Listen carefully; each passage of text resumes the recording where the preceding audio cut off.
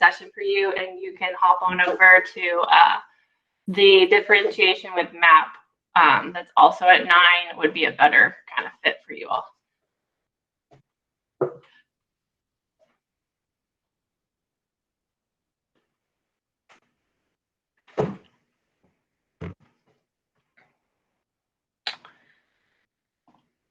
And it is 9 o'clock, so we're going to get started. I'm going to share my screen. You all can follow along. The slides are linked in the schedule as well if you would like to follow along.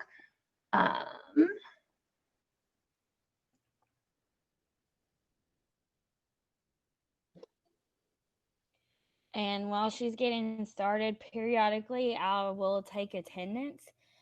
There are walk-in sign-in sheets on a lot of the slides. So if you didn't get to register, you can sign in on the walk-in sign-in sheet. So please do that so you can get your credit. So today we are going to talk about using something called response lessons to identify for primary talent pool. Today's session is focused on the kindergarten and first grade response lessons. And then tomorrow we'll kind of present on the second and third grade response lessons. My name is Lindsay Dotterwijk. I am a gifted and talented itinerant teacher for the district.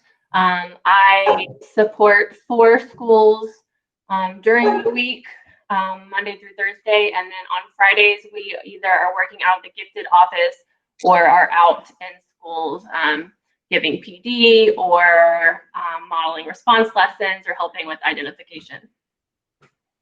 And my name is Tiffany Morrison. I do the same exact job as Lindsay. So I work at 4 different schools, but we just support our schools and any other school really that ever asks for us to come and support them with PD or just, to get their head on, wrapped around everything. So the PD sign-in sheets are the ones that say walk-in sign-in sheet.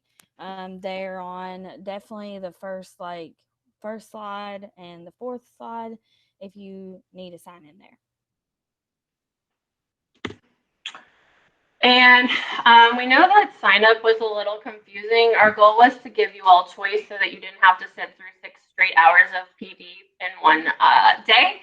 So we just want to be clear, if you are signed up for the 9 to 12 o'clock block in PD Central for Monday, then you are required to attend 2 presentations today. So for example, if you're here at this one, then you could go at 11 and with Natalie and attend arts integration for your 2 hours.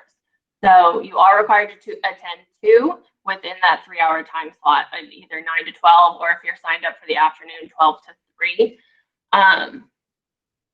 If you decide to attend 3, that's great and that's on you.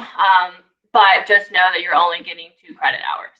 If you have any questions about that, feel free to put them in the chat box. Again, we know it was a little bit confusing.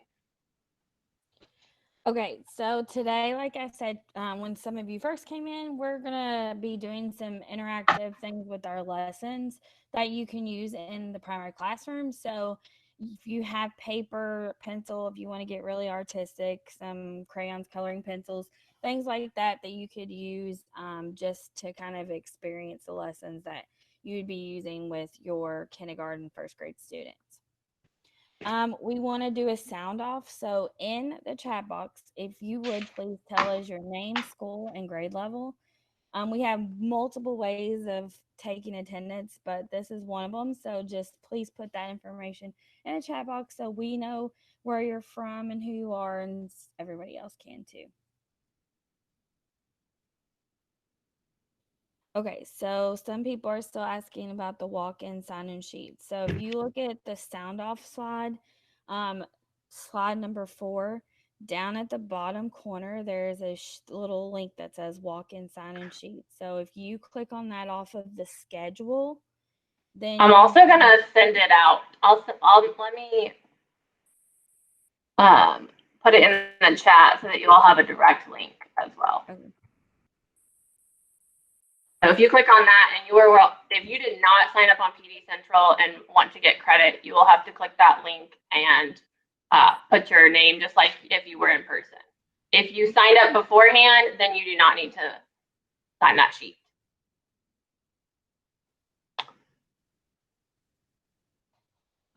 All right.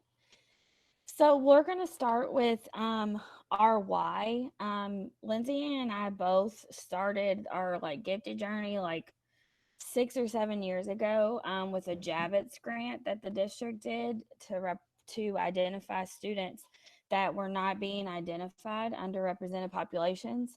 So that kind of started our journey on gifted education and getting our gifted endorsement. So that is our personal why.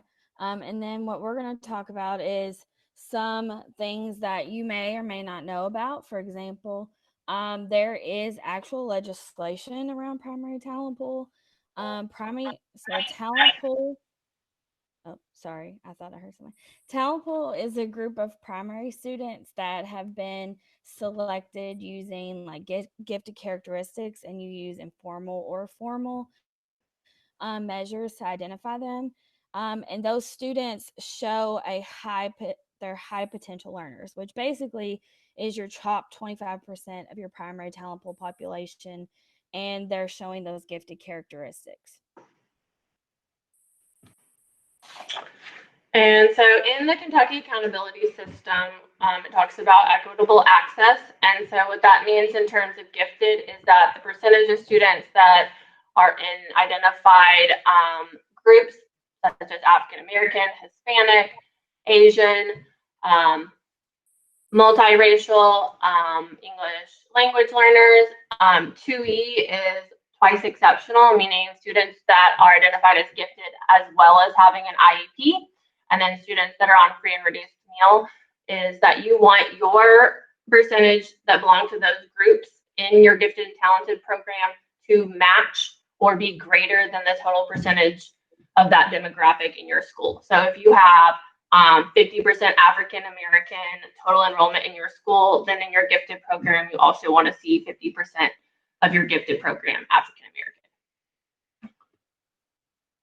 And so this is the JCPS's gifted data. Now, this is not just primary talent pool. This includes primary talent pool through gifted identification up through 12th grade. But it is broken down by race as well as economically disadvantaged based on free and reduced lunch qualification, students with IEP, and then our students who are learning English as an additional language. So in the chat box, take a look at this data. And in the chat box, if you will tell us what you notice. Hey, Lindsay, sorry to interrupt, but I don't think we can see your screen. A lot of people aren't being able to see it, and I'm not able to see it. I thought it was a setting for me, but I'm seeing in the chat that other people can't see it either. Thank you.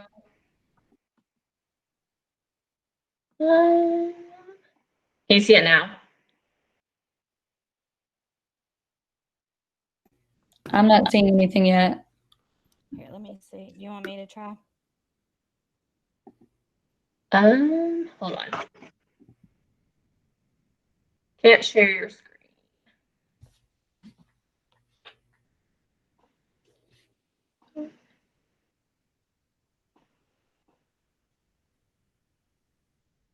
There we go. It's coming Perfect. through. There you go. Thank you for letting me know. All right, so here is our data, and by race, IEP, English as additional language, and economically disadvantaged. In the second column, you see gifted and talented and primary talent pool, the percentage of each group in the school, and then compared to that what the district enrollment is. So if you, in the chat box, if you will tell us what you noticed about this data.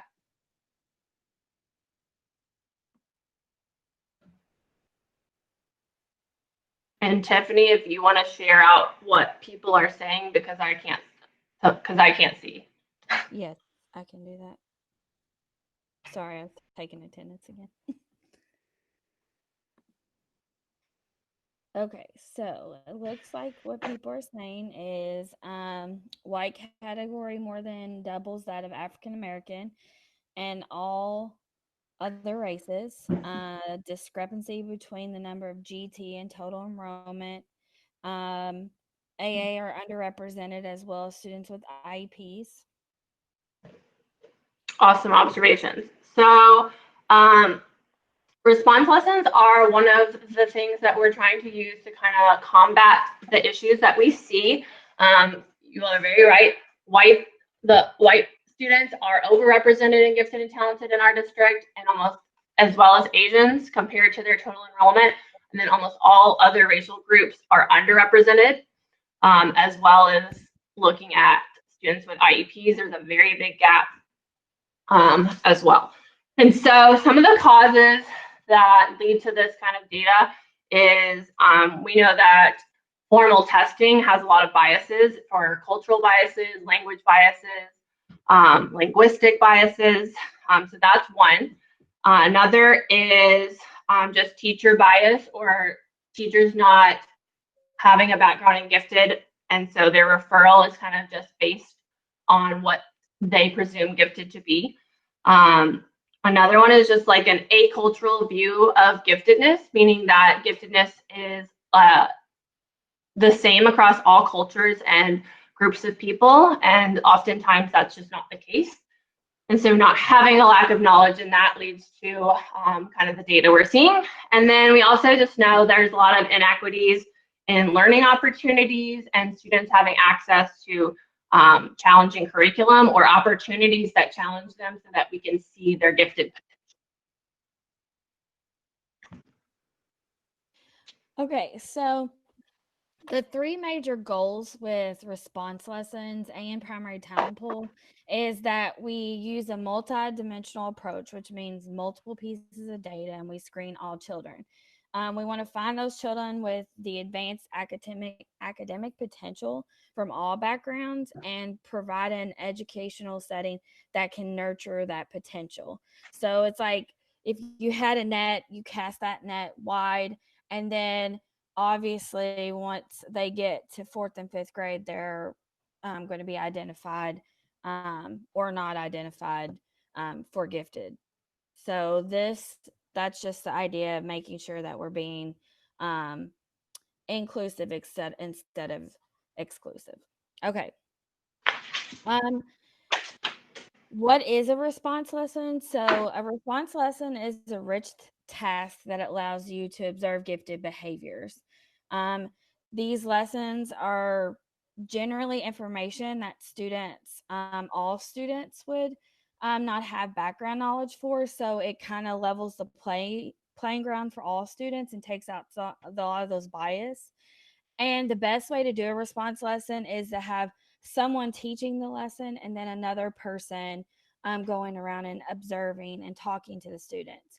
And then once the lesson's over, then both people can talk to the students, because that's so important, is that communication piece. So many things that I learn from a response lesson are when I have a conversation with the student. And we know that's not always possible. And so, well, usually on Fridays, we're available to come support schools. Not sure what that will look like this year, starting with virtual learning. But in general, if you ever need support with response lessons, especially now that you've attended this training, you can reach out to us, and we're more than happy to come help kind of lead or observe response lessons for you. Okay, so this comes to the part of our presentation where we're going to do a couple of examples of response lessons. So Lindsay's going to put a link in the chat box for this lesson, like the actual lesson. And then I'm going to kind of present some of the parts of it to you and then let you actually participate. So this lesson starts with the book Mouse Shapes. And this book is just a book that you would use with kindergartners to kind of talk about like shapes and what their names are, what they're used for, what kind of things in the real world have those shapes. So I would obviously read this book to them. I'm not going to do that here, but I'll just tell you kind of the premise of the book. So basically you have these three little mice, and they are building things out of shapes. So they even build like a little house and trees. They then start to kind of build on to their little scenery and add a sun. They even create things like a cat out of the shapes. So it's starting to show kids that they can actually even build the shapes, which is going to take part in the activity that they're going to do. And then they even make little mice, and eventually the cat runs away because they scared him off with the mice. So this book is called Mouse Shapes. Now, some things that I would do before I read the story is it says it in the lesson, you could put up a square and a rectangle, and then you could ask them, how are they the same? How are they different? One of my favorite questions when I'm doing this lesson is to ask students, what if a city had no circles? Like, how would it change? Um, how would you have to adapt your city because of that? And that one question is one of those that really you can start to see how the students are thinking. What are some of their creative ideas? How are they thinking outside the box? And those are some things that you would note. So when I do a lesson, I have like just a blank table where I can write their name and then some of the things they're either saying or doing. And I just use that throughout the lesson, even when I'm walking around to have a conversation with them. So I could just jot down those ideas so that I know what I can go back to that when I'm looking at their work to see what they did or what they said. So after that, then the task. So this is what we're going to do. I'm going to give you probably about like 2 to 5 minutes. I know it's going to be weird because we're virtual, but I want you to do the task. So the task is to make a city out of shapes. So you would just draw your shapes. You have to make sure that everything you do is a shape or is constructed with shapes. You can even tell the kids that they can make a city out of all one shape. Um, but then you look at the city afterwards to figure out, were they using those creative ideas? And those are all in the lesson. Like it says, resourceful kids will make things that they know, or kids that are creative thinking will think outside the box and do this, and this. So those are things that you're going to be looking for. So I'm going to give you, let's say, what do you think, Lindsay? 3 minutes? We're good on time. So yeah, they can. Yeah, Okay. that's good. So I'm going to give you 3 minutes to draw your shape city, and it's going to be quiet, and I'm going to be quiet. But so you all can start drawing. And then we'll have some of you all just share it on the screen with us. Yeah.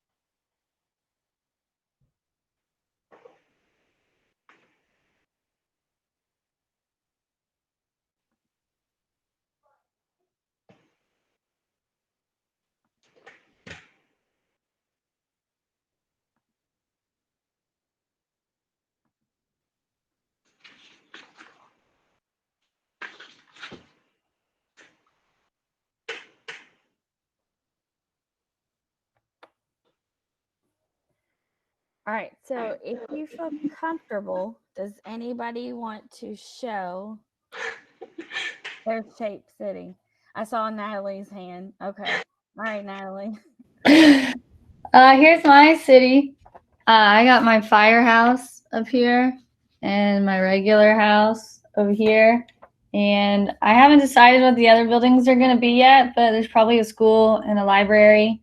And all my roads are really long rectangles connected. I like how you use some 3D shapes even.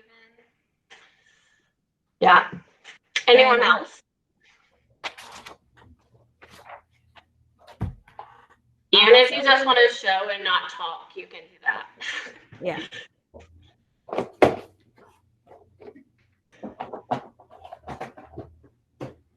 Now, if I was observing in this classroom and I saw Natalie's, I might also like comment about like how she created a map, like, and has like roads going to many different places, because that's something that not many kids actually do.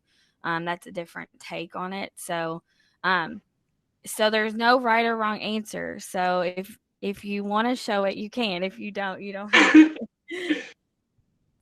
You see so many things in a lesson with your kids. So I see one that I think she wants to show, but she's thinking about it. All right. If you do you want to show it?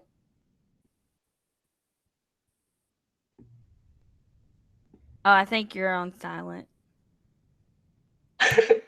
I'm not an artist at all, so I'm not gifted. But I just made a building. I tried to do like triangle windows, and I did little cars with circle tires and headlights out of rectangles, and my little seating area over here, and my little baseball field. I love it. But, and if my little tree that is strange. Yeah. And my little bench. You can't see. I like it. And if I was in the classroom, I would say something about your roads and how you tried to create depth within. Yeah. So like those would be observations that I would write down on my notes. So just things that I saw. And then once you finish the lesson and you can look at your class as a whole, that's when you can start to get some more insight, because then you can look at what's the norm for the class and what are things were different. So when you look at the class as a whole at the end, when you're looking at the papers, that can give you more information. There's a great question in the chat, and I want everyone to hear it because it's a great idea. Is they asked if you find it helpful to video a lesson if you don't have a second person, and that's a really good option because it's often hard to get two teachers in one room. And the other good thing about that is you may not have to like sit there scribbling down notes really quick, because you can go back and kind of hear the conversations that your kids had and kind of pick up on things you may not have even noticed while leading the lesson. So that's a great idea. Yeah. Okay. I'm going to present our slides again to show you some student examples.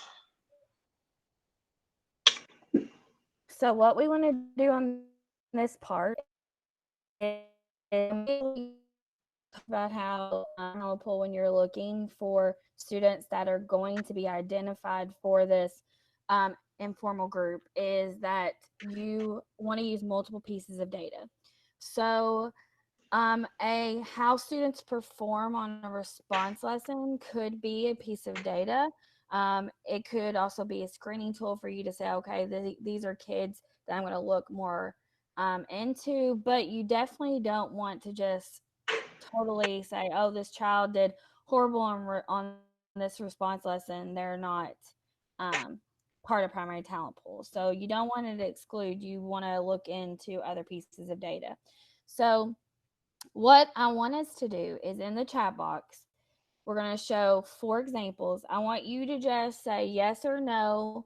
Do you think that this child showed like talent or potential giftedness based on the task? So again, we're looking for, did they create a shaped city that has like something different things like depth or creating things out of all shapes, like those things like that. So yes or no, would this child show, do you think they show characteristics of giftedness?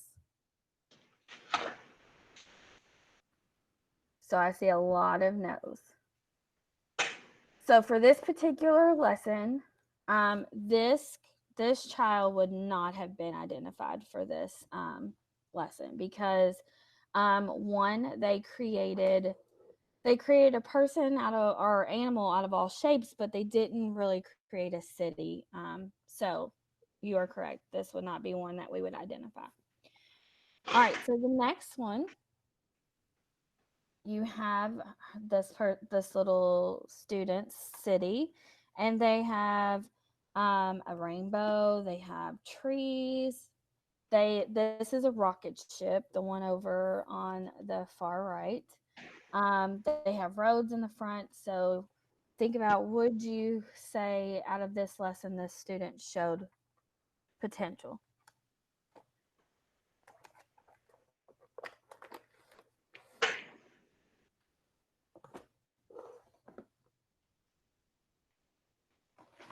So on this one, I'm seeing a lot of yeses. Yes, we would have flagged this one or identified this one for the lesson. The big thing that I love about this one that Lindsay and I have talked about is like the idea of depth or perception, where they have like trees in front of trees, and they made sure that the rainbow was behind the trees and the rocket ship, and they have the roads in the front, and they created everything out of shapes, and just the creativity of adding the rocket ship. I mean, when you pulled the whole group, that would have definitely stuck out and probably have been different as a group. And that's like another thing about doing the response lessons with your whole class is you can see kind of within the class what stands out. Like if the majority of your class has a house with some trees, but then you have something like this that really sticks out comparatively. Here's another example. All right, so yes or no, do you think this one has potential based on the lesson?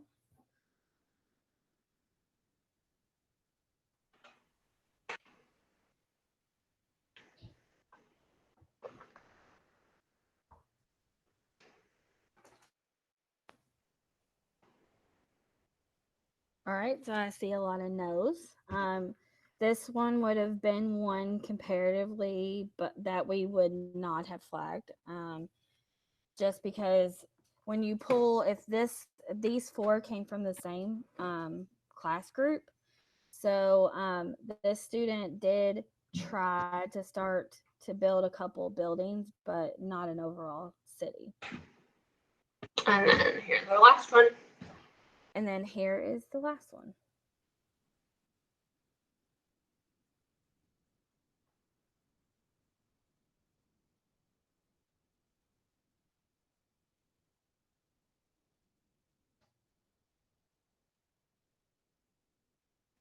See a lot of yeses.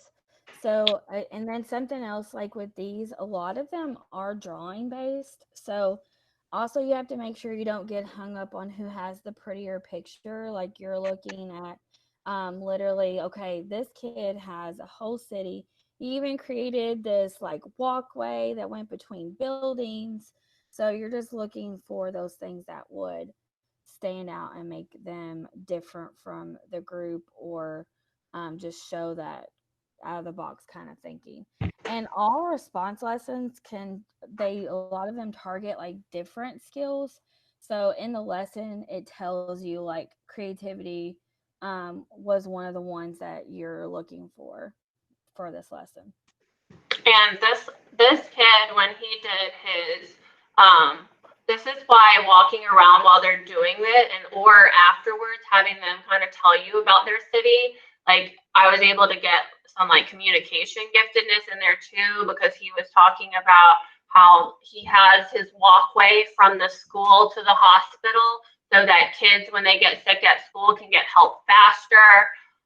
So already kind of, you can see kind of those gifted potential coming out in those conversations as well. And he went into a lot of like why certain things, like why the school was named Lee, and he had a whole spiel on that. So those conversations, like while they're working on this task, are really important as well. And sometimes even if their picture doesn't show the gifted potential, sometimes them talking about it will pull out some of those gifted characteristics as well.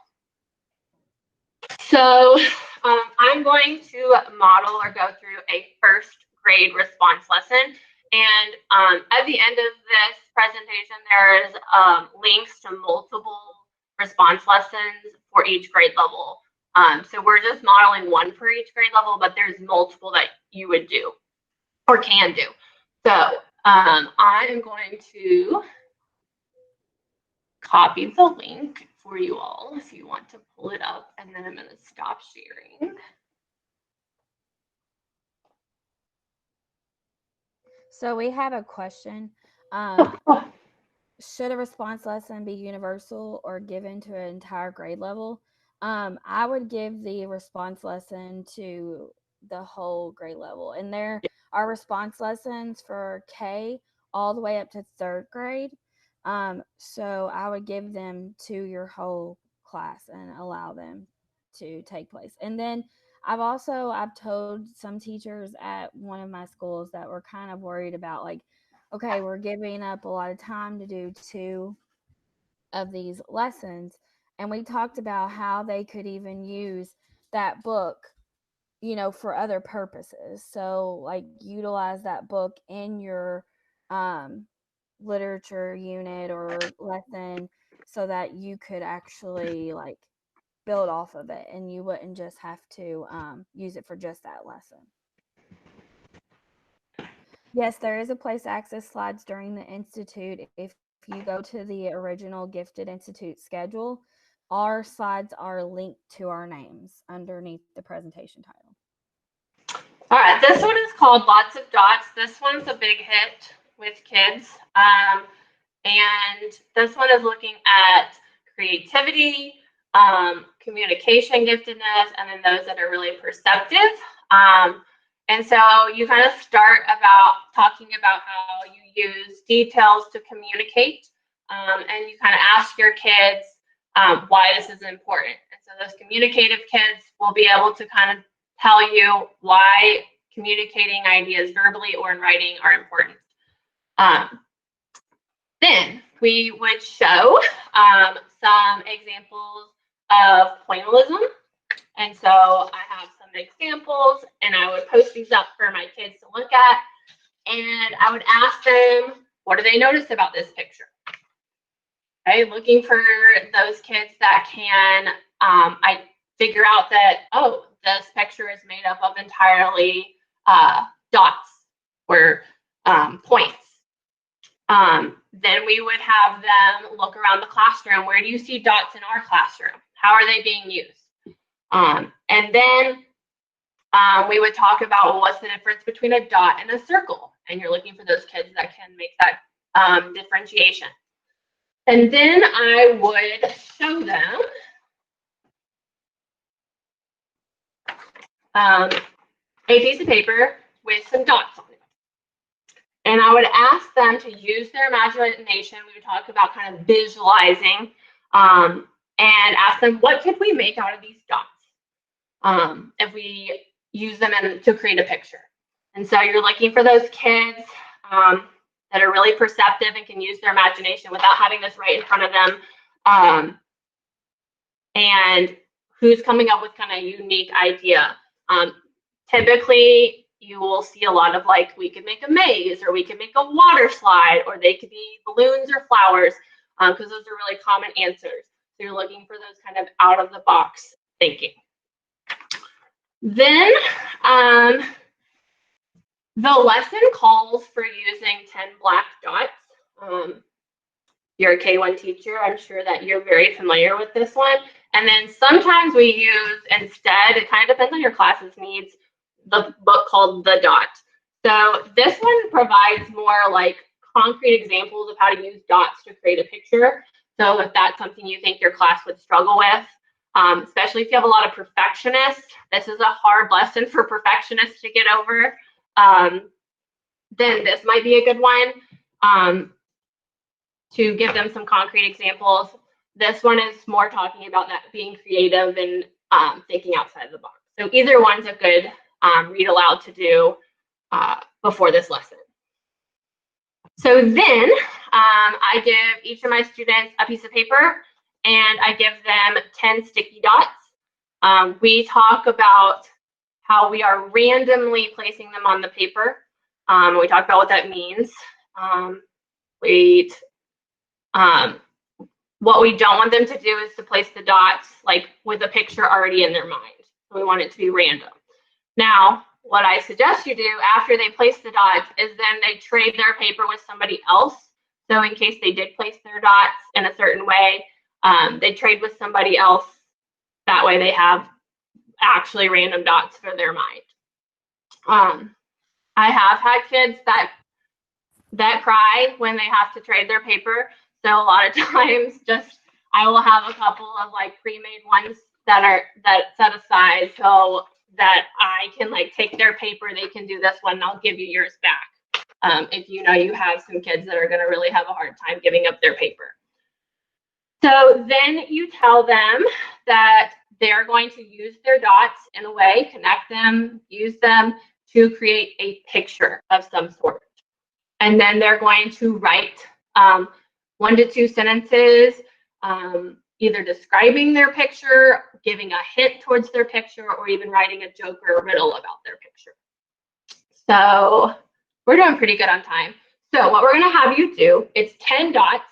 So I know you all don't have sticky dots. And if you don't have them in your classroom, you can always have kids just draw their dots. So randomly draw 10 dots on your paper and then use those dots somehow to create a picture of sorts. You want to do 3 minutes again, Tiffany? Okay. We'll give you 3 minutes to draw your 10 dots and then use those dots to create a picture. That sounds good. Sorry, I already had my microphone off. That's okay.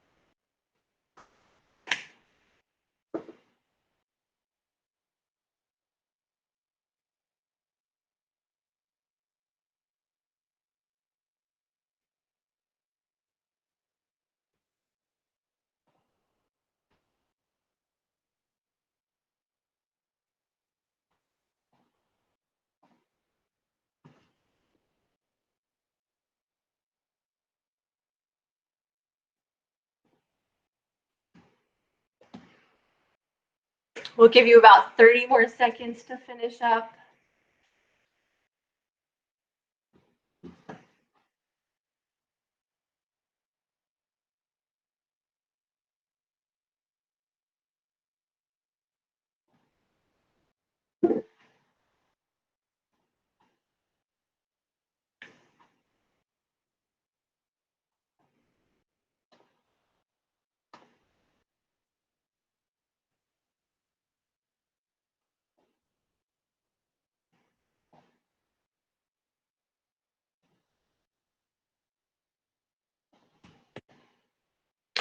Okay, if anyone wants to share, you can, if you just want to hold up and show your drawing, you can, or if there's anyone who wants to share verbally what they drew, feel free. Natalie, is that an alligator? It was supposed to be an alligator, but then I think it looks more like a lizard. I couldn't really get like the face, the teeth that I wanted, so I'm going with like a gecko instead. I see Miss Lovelace had a similar amphibian. It started off as a puppy, and then it turned into a dinosaur, a T-Rex. It's funny how both of our intentions did not end up being what our final product was. Yeah, exactly. Kids go through that a lot too. Is they want it. A lot of times they want it to be a certain thing. They have it in their mind like ahead of time, and when they get their paper and try to do it, it doesn't work out, and so it changes. Anyone else want to share? I saw some mountain bikes or something somebody just held up. I don't know where they went. There they are. Oh, I love it. Oh, those are nice. So in this lesson, we're looking for creativity. You get a lot of flowers, you get a lot of balloons, you get a lot of just connecting the dots for abstract art, basically. So you're looking for those that use the dots in a unique way. And this is another lesson that's really important to go around sometimes and talk to them, because sometimes it's not obvious what they have drawn. And again, we want to focus on not who can draw really well, but who's creating something unique. So even if the drawing itself is not that great, but they're telling you what they use to create the dots and it's very unique, that would kind of count towards gifted potential. So, and then I usually wrap up the lesson by doing a gallery walk, and I'll have my kids put their paper on their desk and we'll just walk around the room. Something about this lesson that you have happen a lot is that you have kids copy who's next to them. So there's kind of two things I try to do. I try to at least for the first 2 to 3 minutes, put up some kind of barrier office so that at least the starting idea gets going while they can't see anybody else's. And then the other thing is if I do see copying happen, I make a note of who came up with that idea first, so that I kind of know the originality, where it kind of started with. Just some things that I've that's a big part of like that observation piece, because I'm the same way. Like I'll usually jot down who came up with the idea first, because that'll happen. Somebody will be like, "Ooh, I love that person's lizard. Let me make one too." Yeah. All right, I'm going to go back to our slides and share a couple of student examples that we have had.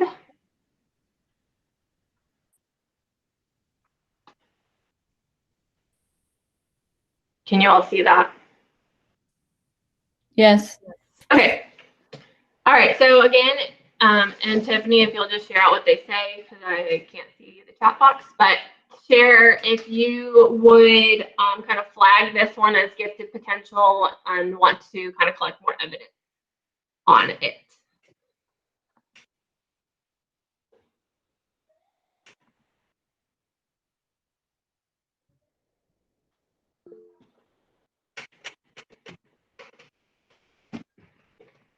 So it looks like, yes, I see potential. Yes. We would agree. This is definitely one that we would look further at. One thing that you kind of want to look at is especially a kid who can incorporate all the dots into one picture, and there's not just dots just hanging out places. So looking that they can use it holistically. So this is definitely one that we would want to look at further. Here's another example. And one person asked on the last one, was it Pokemon? He said it was Sonic. Sonic was that one.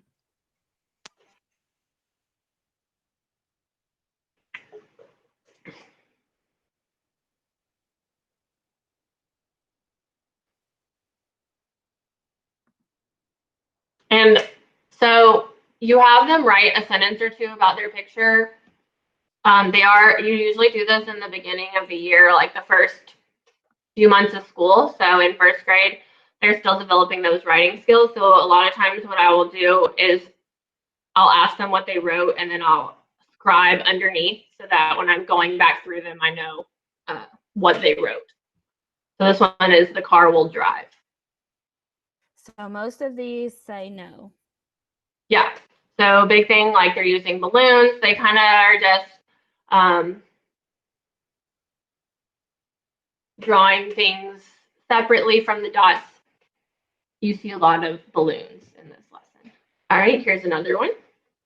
Yes or no, would you look further at this one?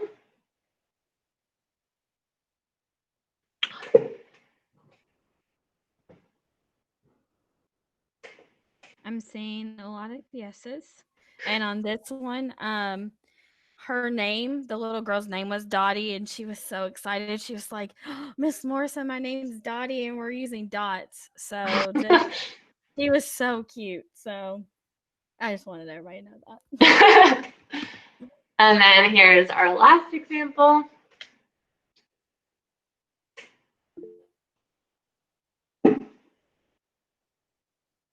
All right, so pretty quick, most people are coming up with no. Yep. So this is one where the student basically just connected the dots, and then after they connected the dots, they're like, oh, I can make it a water slide, and kind of added that in. So they weren't really using the visualization or imagination, like they didn't really have a plan before they started. And then, like I said, a lot of times you see kids just connecting the dots, like a dot to dot, basically. So, and this is another one that if you lay out your entire classes and look at it, you can very quickly see what stands out versus what doesn't as well. Yes, because all of these came from the same class. So yes. So well, not all. I'm going to take you all to this link. On WKU's site, there is, I believe, 5 or 6 lessons for each grade level. I'm going to pull one up just to show you all. Every lesson has like the gifted behaviors that you're going to look for in this lesson. It has all your materials listed. It often will have ELL accommodations. And then it literally in these blue boxes where it says assessment will tell you what you're specifically looking for. And it has it laid out like part by part, even the questions that you'll ask your students and things like that. So they're really easy to follow once you know what you're looking for. So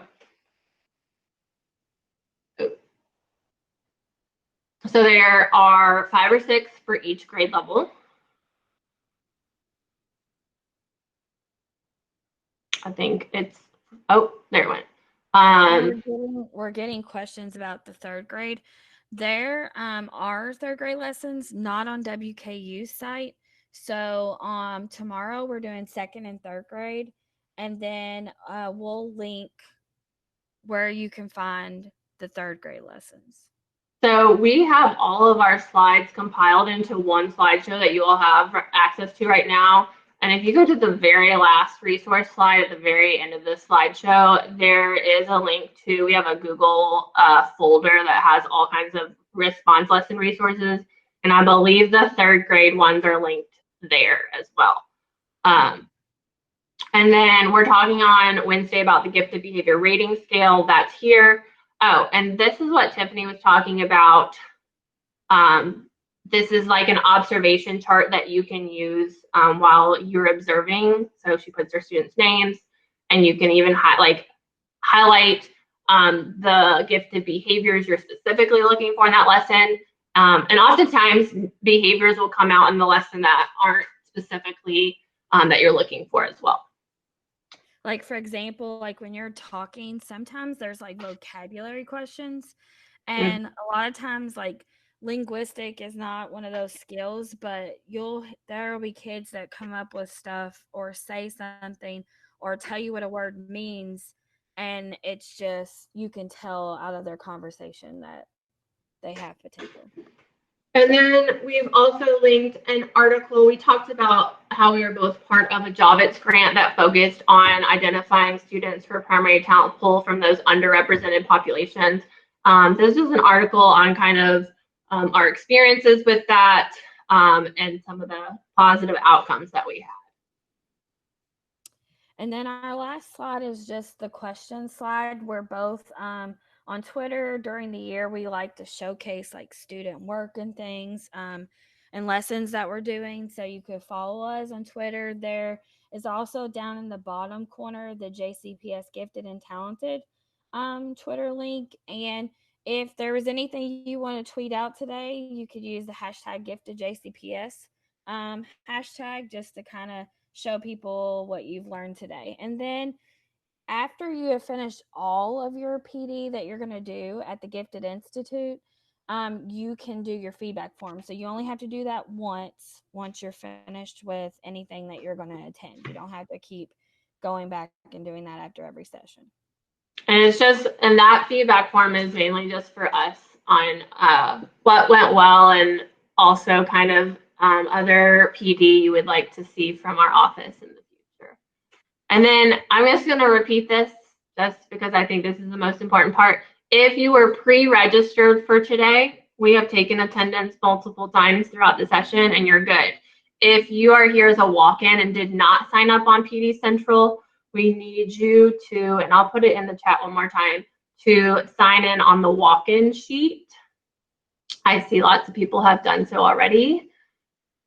So I will put it back in the chat one more time. If you're a walk-in and you do not sign the walk-in sheet, then we don't have any way to give you credit. So please do so. And if, go ahead. Also, I'm going to copy the feedback form because somebody asked for it, like for a walk-in. So the feedback form. Oh, okay. And then if you have any other specific questions for us about primary talent pool or response lessons, feel free to put them in the chat. And if not, feel free to take a few minutes to debrief, get a snack before your next session. Thank you guys for coming. Thank you.